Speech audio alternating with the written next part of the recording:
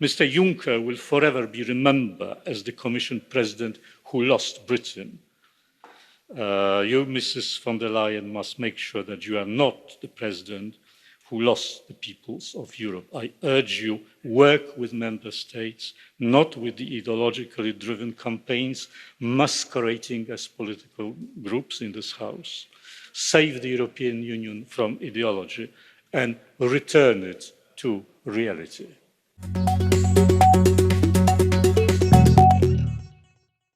Therefore, find it rather puzzling that every year over the last decade, we have heard from every Commission President that the radiant future is awaiting us and that the days of the EU glory are just round the corner, provided, of course, that the European Commission, European institutions get more competences. You must be aware, Madam President, that fewer and fewer people across Europe take this message seriously. European Health Agency, European Cloud, European Bauhaus. I wonder if the new European architecture will resemble this building. What a frightening perspective. Madam President, the gist of your argument today was that the pandemic crisis is a good opportunity to launch ambitious radical programs, including the Green Deal. I'm sorry to say, but this is bad argument. This is bad logic, and bad logic generates bad policy. What you are proposing is a great leap forward in a situation in which the future is more precarious than ever. The Green Deal with 55%, why not 60%, is a costly extravaganza animated solely by a spirit of environmentalist crusade, not by a sober social and economic calculation.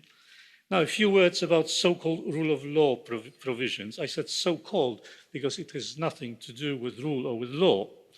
The whole idea, as you remember, was an iniquitous trick of the previous Commission in complete disregard to the treaties, in the intention to bully the governments that dissented from the mainstream. It is not what they do, those governments do, because they don't do anything objectionable, but what they are. And the previous Commission let a malignant genie out of the bottle, a genie of political foul play, and they are not interested in putting it back. This so-called conditionality is another step towards complete lawlessness, the prospect which makes the majority of my colleagues almost ecstatic. Madam President, do not be deluded by this sanctimonious rhetoric you hear in this chamber. As usual, behind sanctimoniousness, there is ugly politics and there is hypocrisy. What this rule of law politics amounts to is brutal majoritarianism. The mainstream majority wants to crush every form of dissent. And do not open the door for more instruments of the tyranny of the majority, as you promised you would do it. That was the scariest part of your speech. This is already getting uglier and uglier, wilder and more mendacious. The European institutions want to switch off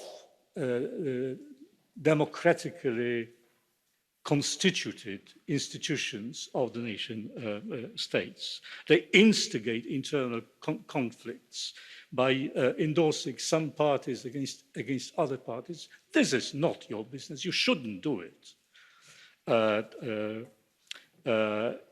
So this is political arrogance at its worst. Let me conclude. If we continue, if you and your Commission will continue on the current course, the course espoused by many of my fellow group leaders here this morning, Europe will be wrecked. I repeat, Europe will be wrecked, caught in an ideological pincer movement orchestrated by green and federalist extremists. Mr. Juncker will forever be remembered as the Commission President who lost Britain.